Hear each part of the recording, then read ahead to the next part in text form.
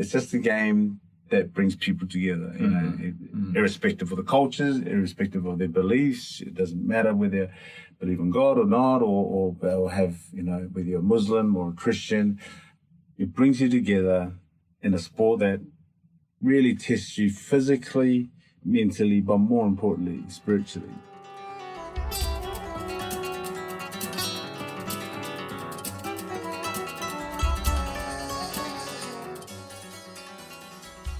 Welcome to the Cultural Agility Podcast, where we explore the stories of some of the most advanced intercultural practitioners from around the world to help you become culturally agile and succeed in today's culturally complex world. I'm your host, Marco Blankenberg, International Director of KnowledgeWorks, where every day we help individuals and companies achieve relational success in that same complex world. Well, welcome to this podcast, and a special welcome to Apollo Perelini. I'm so happy that you're able to join us on this podcast. Ever since we met for the first time, I was just captivated by your story, just your life story, and the way that you have used sports as a vehicle, both your passion, but also as a really intentional way to work with people all around the world. So I don't want to introduce you. I think you're much better at introducing yourself. So welcome to the show, and looking forward to hear from you. Good to be here, Marco. And I think when we first met, it was a lovely chat just to get to know each other, but also just I think we've both had those journeys, where we don't live in our home countries, and we're both away. We're just visitors here, and I think it's all part and parcel of our journey, and part and parcel that adds on to our story. I'm Apollo Perelini, and I'm of Samoan descent in the South Pacific. Born in Samoa and raised, and we moved to New Zealand at a very young age. I'm the youngest of 8 kids. There's 4 of us boys and 4 girls. And Mum and Dad felt it was important to move to New Zealand again for better opportunities, a better life. Back in Samoa, we pretty much lived on lived off the land, and parents, we had a plantation.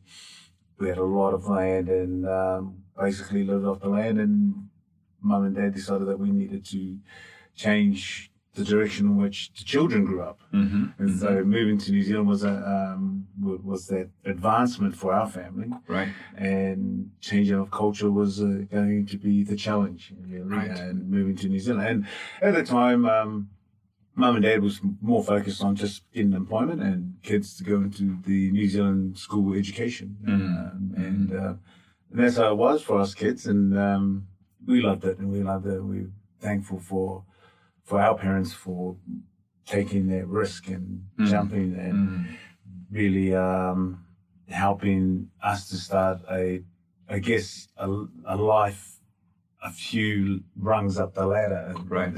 Such as we say. And I guess then it was my opportunity to then continue that journey and continue that story of moving another rung up a few ladders so that my kids have a better start to their life. And so, it sounds like moving to New Zealand, that's a new, you alluded to it, new cultural environment. So how old were you when you guys moved? Well, I was around about 3 when we moved, so I was very young. And when we moved to Auckland, New Zealand, my siblings went straight into school. School life was a lot better and like when you say intercultural, there was a lot more. In Samoa, it was just Samoans, right. Your own kind. But in Auckland, New Zealand, it was probably the most multicultural sort of city in New Zealand, and there were other Pacific Islanders, a lot of other European people, and there was a lot of mixes in cultures in Auckland, especially in Auckland. So in school was where it all started, and it was great. And mixing with different cultures, again, was a challenge to how do we keep our own culture as well as adapt to and accept other cultures as well, because everybody did things differently. We did things differently to the Europeans, and then we are very similar to the Tongans and the Fijians, and to a further extent, the Maoris were the indigenous people of New Zealand were very similar, but cultures were still different. Yeah, and Auckland is a very multicultural city in and of itself. Now, you're in the world of sports today, but how did you get into it? Was this like one of your first loves when you were a kid, or how did you roll into the world of sports? Well, it was interesting because sports, not a growing up in that era, sports wasn't regarded as a profession. It was always regarded as a leisure, something that you did in your spare time, and so my parents never really pushed me into sports. We kind of found it because that's where you gain friends. And when I started school, I realized that everybody did a wide variety of sports. But the main sport in New Zealand at the time, well, it still is rugby. Right. And so every kid played rugby, and every patch of grass, there was always a rugby game going on. And even on the tennis courts, there's a rugby game going on. And if you didn't have a rugby ball, you use a shoe, and just no kicking, because you can't kick a shoe.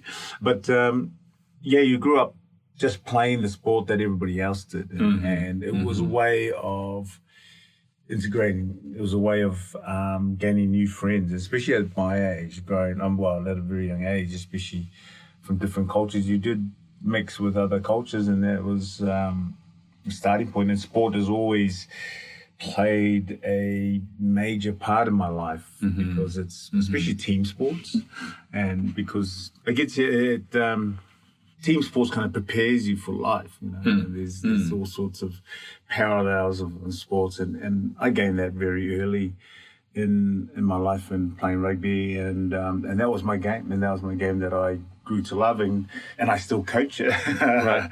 Yeah. As a national coach for UAE, and also as a former professional and international rugby player.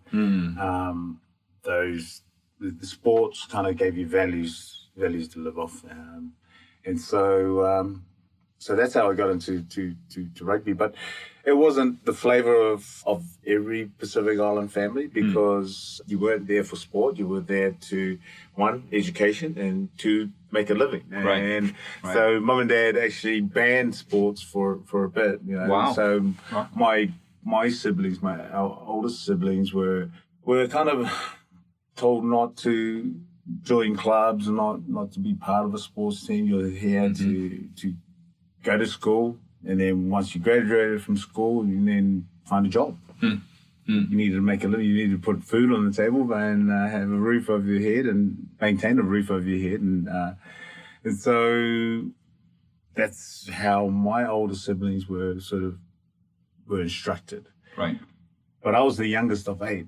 So by the time I kind of came into that sporting world where mum and dad kind of ignored me and thought, you pretty much do what he wants. I think that's a common theme in families where the rules become less and less applied with the younger ones. It was slightly blurred. Those rules were slightly blurred where by the time I came, sort of was interested in sport. And so I always tell this story to a lot of kids that appreciate what your parents do, because my parents never, it's not that they didn't love me, they loved me and unconditionally, but they didn't have an appreciation of sports, because they didn't grow up with sports. They grew up plantations. They grew up living off the land. And so when sports became a priority in my own personal life, in high school and in school, mum and dad didn't see it as important to support that. And so my parents didn't watch me play rugby at all my whole life, until I represented New Zealand at an under-20s, and my parents actually came out to watch me represent a country. Wow. And shock to them, they went, "Oh, you're not bad at this sport. Yeah, but the sport eventually took you international, right? Yes. And so can you just a mini version of the, what happened? You ended up at national level, but it also took you overseas. Oh, absolutely. And I think that was, well, my dad always says, you're never going to get, what are you going to do with that sport? And then, and I do remember a teacher actually saying to me, I think I was in sixth form, he says, "You never get in life playing rugby. You get anywhere in life playing rugby." And and at the time, he was right. I was fortunate to land on my feet when it became professional and that you can earn out of it. And I was playing internationally for New Zealand at age grade, and then I got the opportunity to represent. I was asked by the Samoan Rugby Union if I would represent Samoa at the 1991 World Cup. And although my father and mother weren't big supporters of the sport, but because I was representing their country of origin, the Samoa, they became passionate about that. They said, "Oh, please go represent our country." Right. And so I ended up representing Samoa, and that's kind of put me on the map. And in that World Cup, I played very well, and we made the quarterfinals for the first time ever. And we were just a small island from the Pacific, and we made the quarterfinals. It was shocking the world and beating Wales and Argentina. And I was selected as part of the World Cup 15, and from there people started to notice me, and then another sport called Rugby League came along and said, "Actually, we pay to play. Would you like to come and play our sport? You can make a living. You can make a living out of it." And I was like going, "Oh dear!" And rugby union was amateur at the time, so no one was getting paid. So when I went to rugby league, it was professional in the UK. Right. And the UK club came to me, approached me, sent me a fax with at the time facsimile, and got an offer to move to St Helens Rugby League, which is in just west of Manchester and in north of England. And so I decided to go for it and never turned back. And that's what took me overseas. And I guess when I look at that journey, I think, making that bold jump was similar to my mum and dad making the bold jump to move to New Zealand for a better life.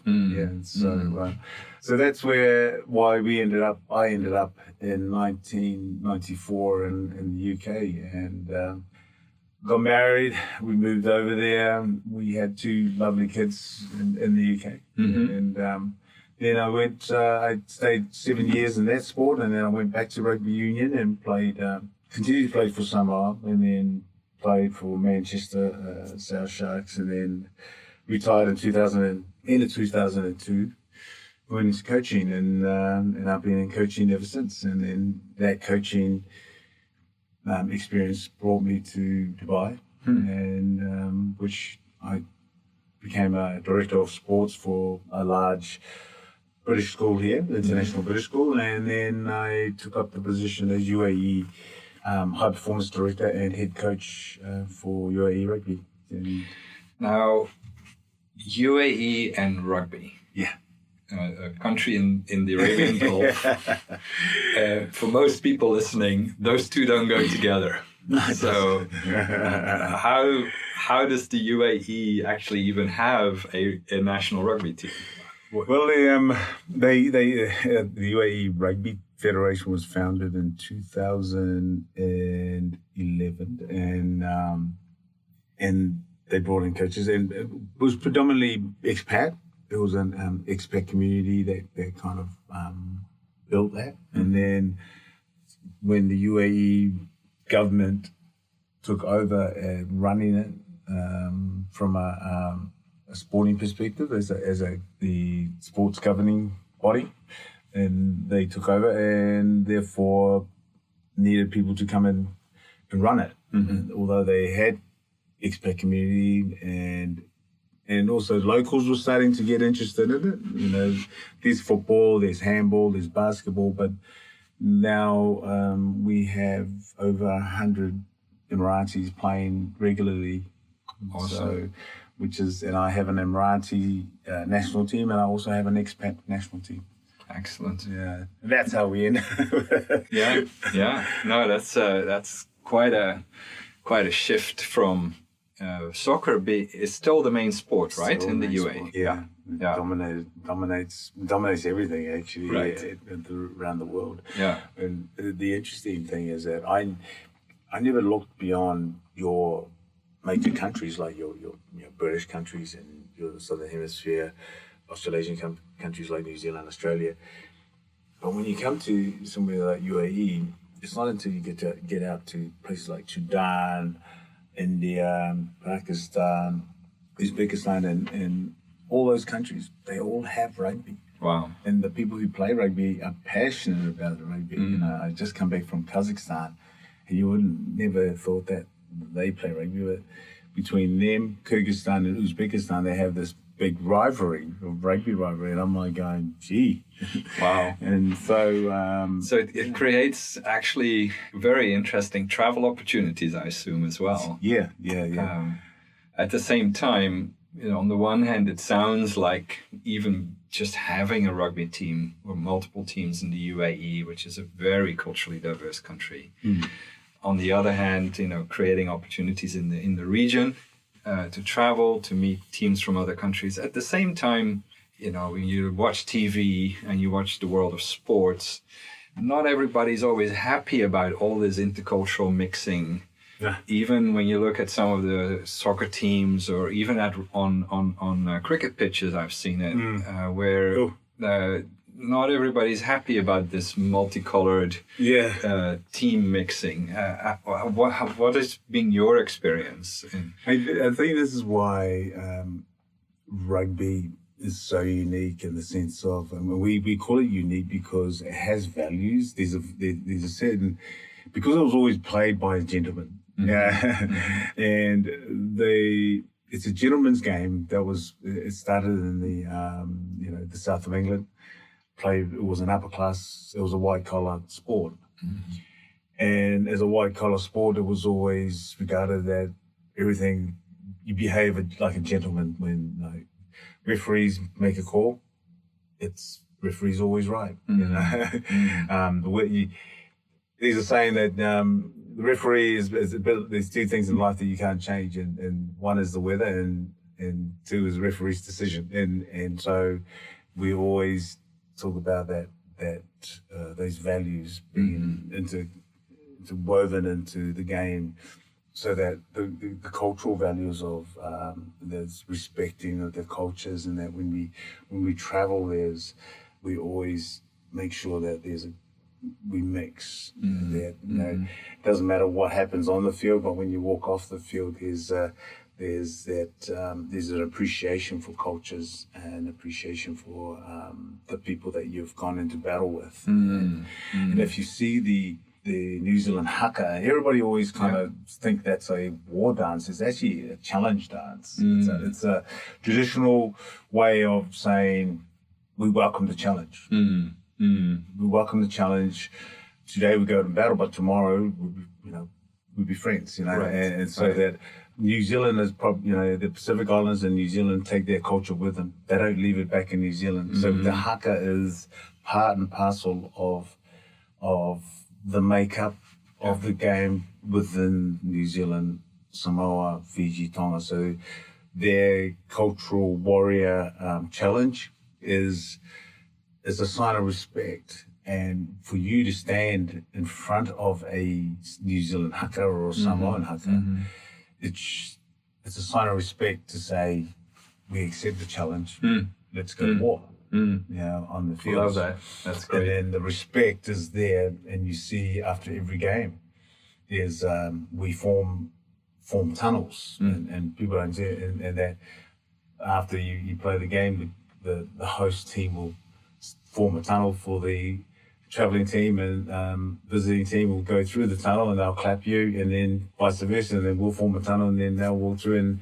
and there'll be hugs and shakes. We leave the result on the field, and what happens on the field stays on the field. And, right. In respect, it was always, and that's part and parcel of the values, and that's why I always say the culture of sport supersedes the culture of countries.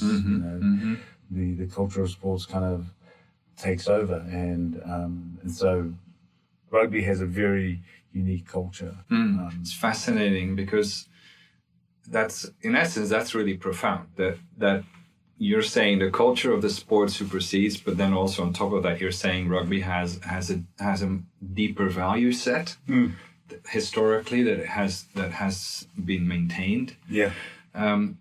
So if the culture of the sport supersedes, how have you seen rugby used to build bridges between people? Yeah. Between nations, between people from different backgrounds? Yeah, because of the game, and because of the values of the games, that, the respect, the loyalty to what the game symbolizes, that it brings people together. And the World Cup, national anthem for the World Cup, for Rugby World Cup, is something like World Emotion, where it's everybody's united. It's like a united anthem of unity. And that when we go to all these countries, we take our culture, the culture of rugby, which is respect. And that doesn't matter how old you are, how new to the game, that our culture and values of the game, we push onto them. Put aside your differences, put aside how you feel about that person. Samoa and Tonga, you always used to go to war against each other, in the old days. But when it came to rugby, it was very, very different. You played within the rules, you respected them, and then you all come together and after a game and you mixed. And there's always we always have what we call an after-match function, which makes you make friends, and that's how. If you look at football, they have to segregate spectators. Right. If you're from one, say if you're from Liverpool and Manchester, you're playing in Liverpool, you go to your stand, your side, and you don't mix. The people don't mix. In rugby, you mix. It doesn't matter where you're from. Two opposing teams, you could be sat next to each other. As fans. Now, recently in the Middle East, some pretty spectacular agreements have been signed between countries that nobody was expecting, and rugby had a role to play in bringing countries together. Yes. And you told me some of the story. I thought it was fascinating. But can you share a little bit of what happened? How did the world of rugby become part of bringing countries together in this region? After there's an agreement between the UAE and Israel, was signed, called the Abrahamic Accord, and I saw it was an advantage to bring the two cultures. They've never ever played against each other, never competed in any sport against each other. So during COVID, I made contact with their coach, who was South African, and I'm Samoan descent, and we started talking and said, why don't we make this happen? Now that they've signed this agreement, why don't we make a game? Let's play a game. And he said, you know what, Al, let's bring them together, because our values supersedes the differences they have. The game it's all about the game. It's all about the game. We're not going to be political with it. We're not going to go sort of cultural with it. We're just going to go and play the game to its values. And so we made an agreement, and then we proposed it to both unions, and my bosses said, why not? Wow, that's awesome. But then we had to get permission from the government. So we couldn't just agree as a rugby federation. We had to then get permission from the general authorities and the government to say it was okay, because it's still in the eyes of other countries. This was not a good thing, and so considering what was happening in Palestine at the time, and so they gave us the green light to go ahead, and so we did. And the amazing thing was that when we had it all signed off, everybody was in shock that this was going to happen. For me personally, I kind of thought, wow, this is historical, but I kind of, it is a big thing, but for me it was like, yeah, but this is rugby. This is what we do in rugby. This is what we do. This is what rugby does to countries. We bring people together to play a game, a sport that we love. Yeah. To everybody else, it was a big thing. To a lot of the Arabs, to the Israelis, it was the Jews were involved.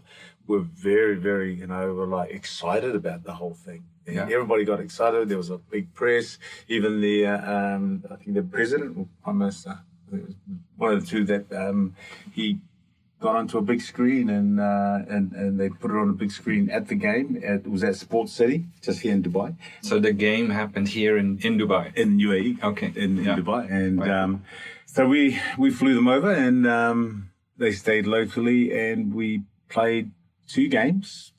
One game was Israel versus UAE. Mm-hmm. The second game was played where we mixed the 2 teams and we call it the Sons of Abraham Cup. Wow. So the Sons of Abraham Cup, we mixed the 2 teams evenly. And we had trained the day before as a mixed team. We said, these are your team. This is Sons of Abraham Blue, Sons of Abraham White.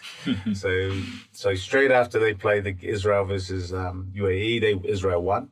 They went back in the changing rooms for another 45 minutes, got changed, got together as a team. They came out, and that was the main game. Wow.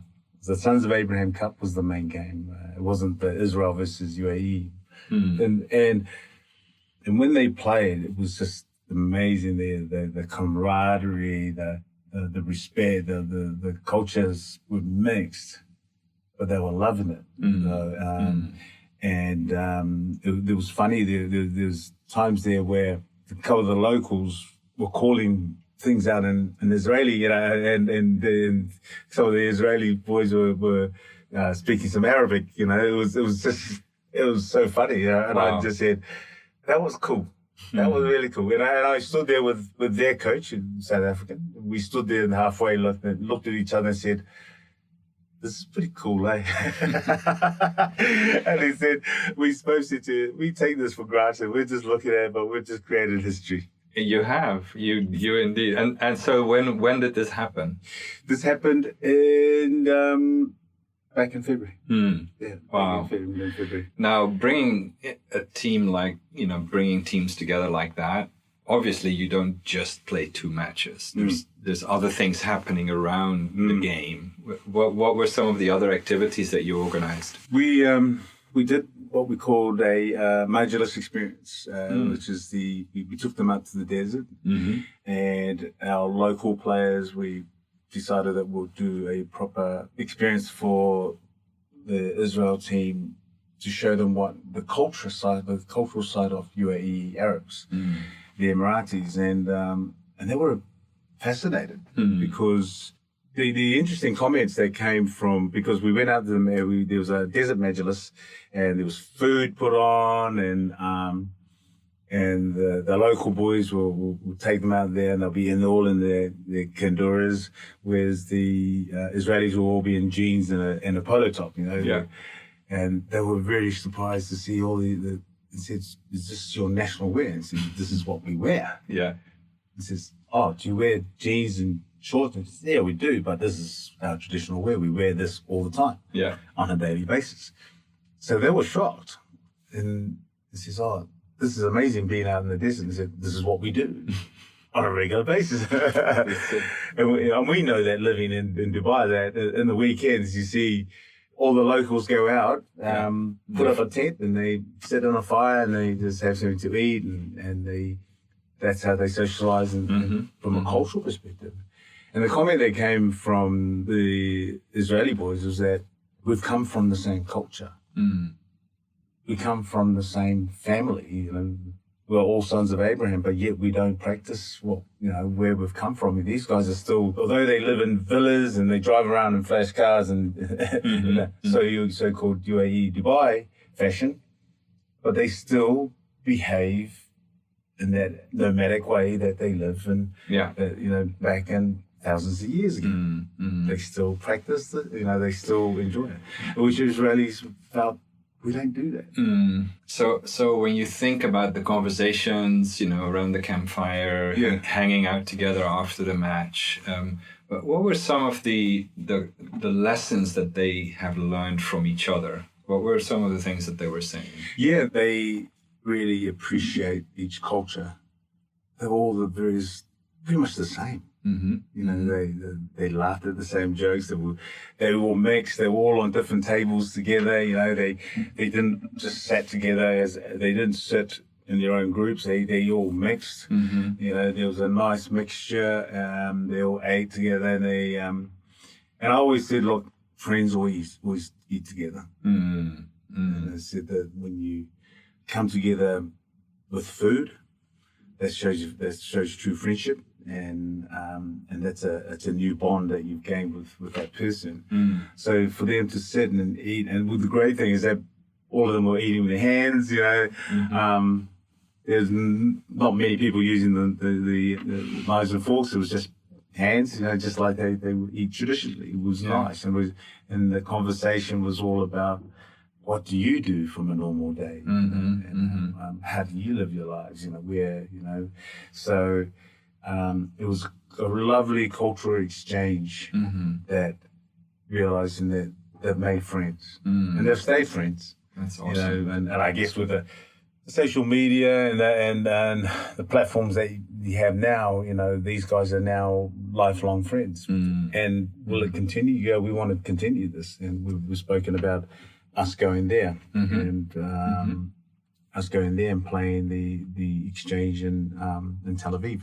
Awesome. So that's on the cards at the moment. They'll probably be next year sometime, either in March, April, where I'll take a team to Tel Aviv for that same exchange. But we'll also take a women's team. Fantastic. So the women's would love to go, and they were a bit jealous that this was set up just for the boys. And I said, well, daughters of Abraham will start. Why not? Why not? Why not?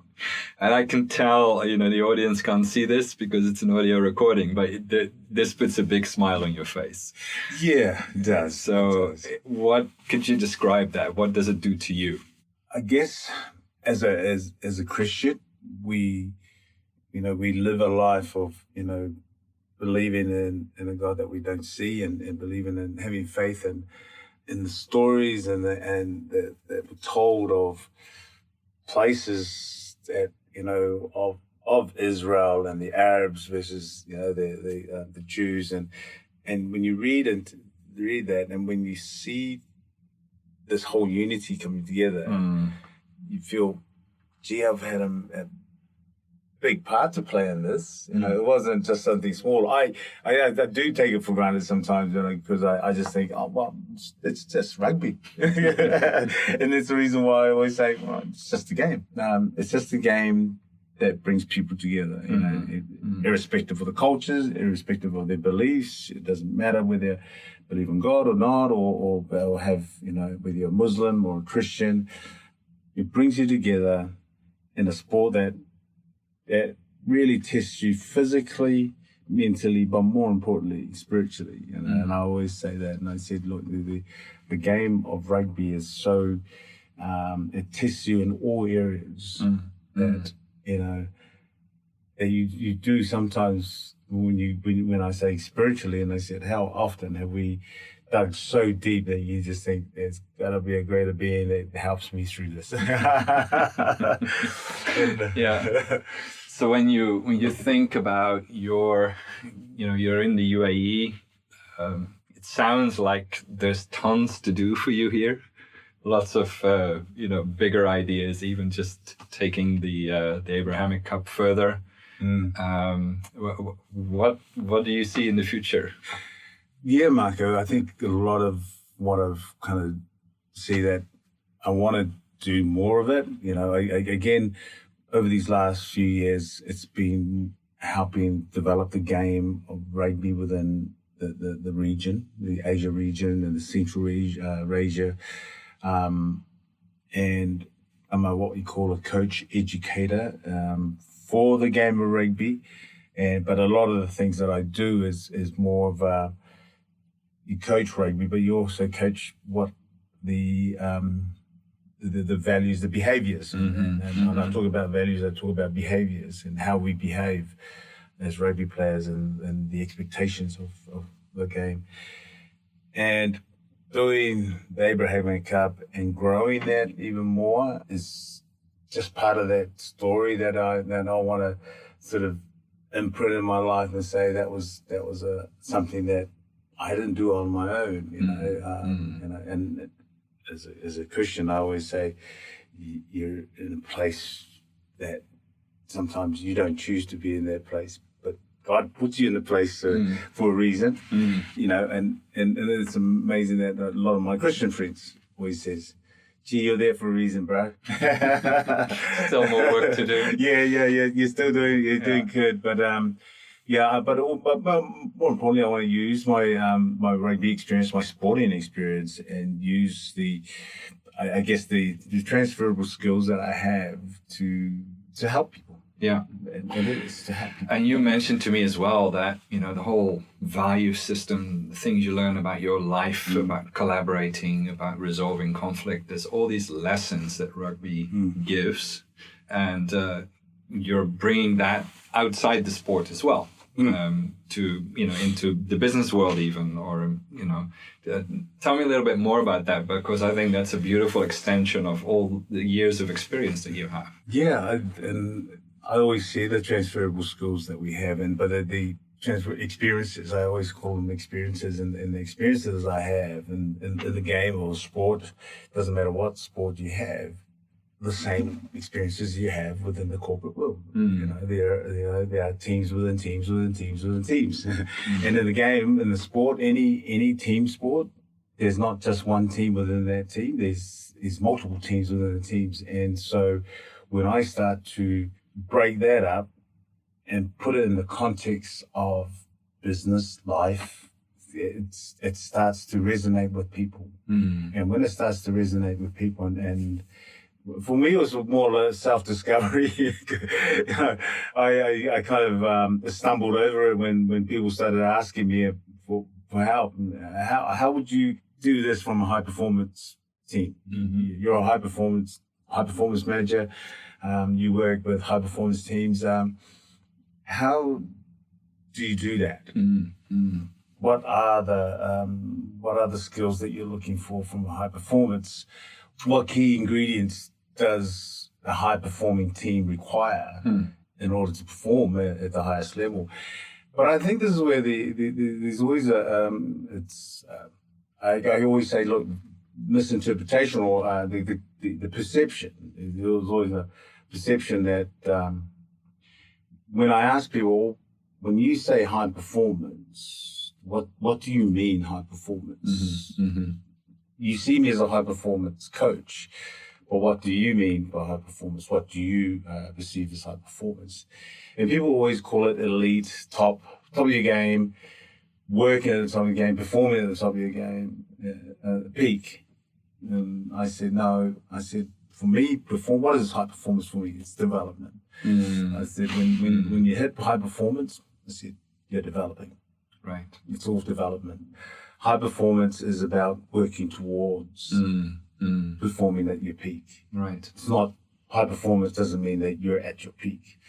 High performance is the processes, the ingredients to reach peak performance. So when I talk about high performance, when I look at my job, I always look at it from a development spectacles. I look at it from those lenses as development. So when I see a player at the top of their game, I change their game. And that's profound because, in the corporate world, you hear people talk a lot about high-performing teams. But typically they say, okay, can you do a one-day workshop for us and make it happen, And what you're saying really, high performance is almost like a mindset that is not developed overnight. Yes. It's a journey that you need to be on. And just listening to you, just the sport of rugby also brings a culture with it that then creates a place where you can start developing. And that's what I often miss, actually, in business teams, that they don't take the culture of the team serious enough. They just say, make us perform, Yeah. And it doesn't happen unless you have a solid bedrock of culture that allows you to do that. Because I think the problem with corporates is that it's sometimes people look at it from a dog-eat-dog world, and it's you try and perform on your own. Mm-hmm. It's all about you. It's all about you. If you put your best foot forward, you'll achieve this, and you'll get the promotion. That's all it is. Whereas from a sporting perspective, if I perform, the team performs. Right. So we all perform. We all like that. If we all come together, we win. Mm-hmm. Mm-hmm. If we all perform as individuals, doing our own thing, we lose. The team falls apart. The team falls apart. Yeah. And so when you look at that, you need to change the mindsets of the corporate companies, the what their cultures are. What does their culture reflect? I always say, well, what does your culture reflect in your company? And often, these are our values. Oh, look at our 10, 15 values. And I go, oh, great. How many of those do you remember? How many of those can you actually sort of is outworking in your life right now? Not just remember them, but actually apply them. Apply them. Yeah. And apply them so that everybody actually knows what is expected from them. Yeah. And that's why I always say with my teams is behaviors are so important because of behaviors are the visible sometimes. Mm-hmm. Mm-hmm. Behaviors and they're measurable. Mm-hmm. Mm-hmm. Values are hard to measure. Mm-hmm. Whereas behaviors are measurable. Yeah. And that when someone's being honest and somebody's being vulnerable, and you can see that. And when somebody's late, he's not behaving within our culture. Somebody doesn't, when somebody falls out with somebody else and doesn't resolve it within a certain time period, he's not behaving within our team culture. Yeah. We always say, look, if you got differences with somebody, sort it out. Because at the end of the day, we go into the trenches together. We're going to fight that battle together. We're going to be in war together, but we're wearing the same uniform. Yeah. So it's important that you need to sort out your differences. And so that's really key. And it's the same in the corporate world. Yeah. But we need to change the mindsets of individuals in order for them to work collectively as a unit. Yeah. Anybody who's interested in that part of your story, we'll make sure that contact details for Apollo are available. So you'll find them at the bottom of the podcast. I have tons of additional questions I wanted to ask. Maybe we need to do a part 2. But we're out of time. It's fascinating. Thank you so much for coming in. I've really enjoyed this conversation. It's inspiring. And it also shows that there are unexpected ways in our world to bring people together that really, like you said, create friendships for life. Yeah. And so thank you for sharing your stories. Thank you for what you're doing for the UAE as a country. Because I think, you're just saying it's just a game. Right? This is significant. It's history in the making. So thank you for investing your life into that. And I hope we will have another opportunity in the future to talk some more. Oh, definitely. I'm more than happy to come down and have these conversations. Nice casual chats as we call it. And catch ups. Thank you, Marco, and really thank you. And I know that all your listeners out there, we sometimes we chase dreams and chase dreams, but if we don't have a goal and a vision to achieve that dreams, we kind of chase it aimlessly, and we talk about that within our rugby team. We've got to have a goal. We've got to set our goals regularly, long term, short term, and even micro goals, and that daily. We have daily goals, and then I give players what can they achieve today. Awesome. And so those dreams are only just dreams if you don't work towards them. And wish you all the best. Thank you very much, Marco. Thank you so much. Thank you so much for joining us for this episode of the Cultural Agility Podcast. If you enjoyed today's episode, share it with someone. The best way to help us out is by leaving a review on your favorite podcast app or channel, or forward and recommend this podcast to people around you. As always, if any of the topics we discussed today intrigue you, you will find links to articles discussing them in greater depth in the podcast notes. If you would like to learn more about intercultural intelligence and how you can become more culturally agile, you can find more information and hundreds of articles at knowledgeworks.com. A special thanks to Jason Carter for composing the music on this podcast, and to the whole KnowledgeWorks team for making this podcast a success. Thank you, Nita Rodriguez, Ara Azizbakian, Rajitha Raj, and thanks to Vip and George for audio production, Rosalind Raj for scheduling, and Caleb Strauss for marketing and helping produce this podcast.